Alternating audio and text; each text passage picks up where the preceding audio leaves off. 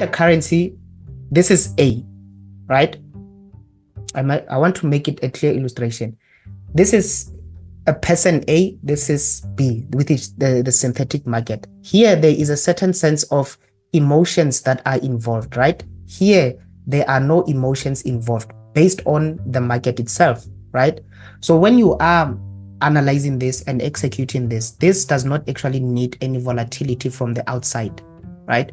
So that, again, what I was trying to illustrate the fact that, like, for example, if you are playing a game of FIFA with someone that the program has been set based on their skill and based on their play style, on the program, they might beat you.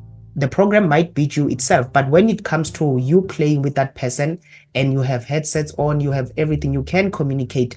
Everything that you do, even the celebrations that you are doing, can infuriate that person, especially when they know that I am better than this guy. Once you score a goal, you can do celebrations and you don't press X so that the game resumes. That person, already his emotions are destabilized. You understand? There's a sense of emotion that is involved with that part. But here, this itself does not consist of any emotion. I think I made illustration proper. So the question is that, like, if indeed we're saying that this itself is not manipulated by, for example, obviously we're not looking at it in terms of it being manipulated or anything. So it means that, like, if we go into trade this thing, we have to understand that, again, even though we are using certain things such as, like, the spike to the upside in order to generate liquidity, right? Let's say, for example, we're looking at this VIX 10, right? And say VIX 10, we say that, okay, what we will be looking at is that we'll be looking for the first liquidation of this above area, pushing price to the upside. The main objective of us pushing price to the upside is to generate the necessary amount of liquidity for us to continue with the decline, right? Right? And again, I say that, like, the term liquidity itself, we still have to deal with it properly, because, like, each and every person defines liquidity in a different manner, right? So, but even though we are using those terms, right? Even though we are using those terms, I want you guys to get it.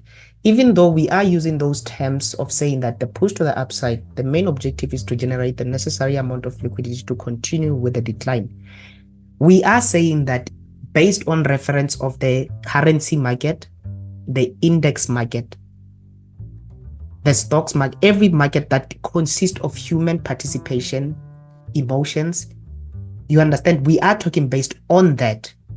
But the application, even though it's applied here, it's in reference to that, because we have a clear understanding that this market mimics the other market. You understand? Meaning this market mimics the stocks market and everything. That's why every time when we speak, the terminologies will be roughly the same.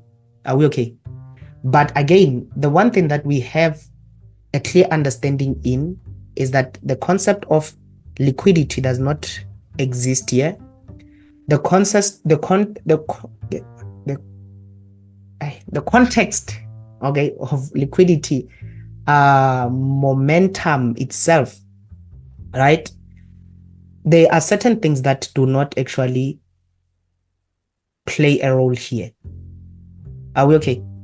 The reason why they don't play a role, because there is no human participation. The market, the prices themselves, they are printed by, you can say algorithm, if you want to put it this way, because if we say algorithm, people, they tend to go robot type of approach, right? But it's it's through a machine. Let's put it this way. This is a machine. Yeah, this is a machine generates these things. Okay. So now, again, how can we identify if there are certain changes that have occurred within the synthetic market? Because obviously, if we are trading the synthetic index market, the synthetic market, and we have a clear understanding that it mimics or it's extrapolated from the other market, which we are currently trading, and we consistently see changes, can we also see changes in this market as well? That's the question. Because if, for example, you have a pill. You have a pill, right? Pills. You have a pill. Each and every new development that they make to this pill, right? Even though we have a generic to the original one, every time they make a adjustment, change, modify it, make it better, meaning that the derived one or the generic pill will also have modification as it continues, right? It acts as a placebo effect to the real market. Yes. Hey, mana that's why I guess the placebo. Hey, placebo game. No guys, na you're telling me. But again, so my question is that can we also see that, right? But because we also need to be in a position to see that. So for example, right now we have seen that in most of the pairs or pairs or stocks and everything, we have been seeing a huge amount of consolidation. Can we say that the same one are also affecting this market? Can we say that? And if we are saying that, then that kind of leaves room for argument that's the time factor. That's the thing. Time and human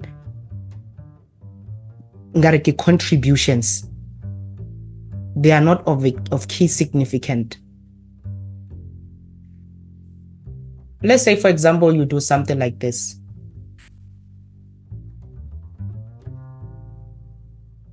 There, I've added momentum, volume. I've added volume, right? You can add all these things however you like. They do not exist.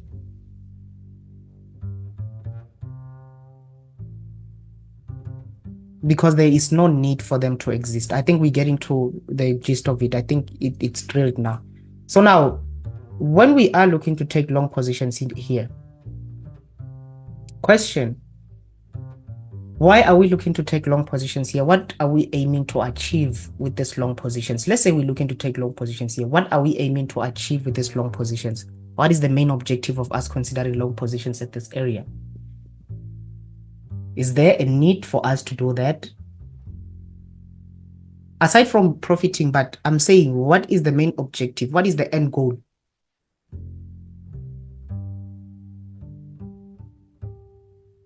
To liquidate levels above. The two would you consider?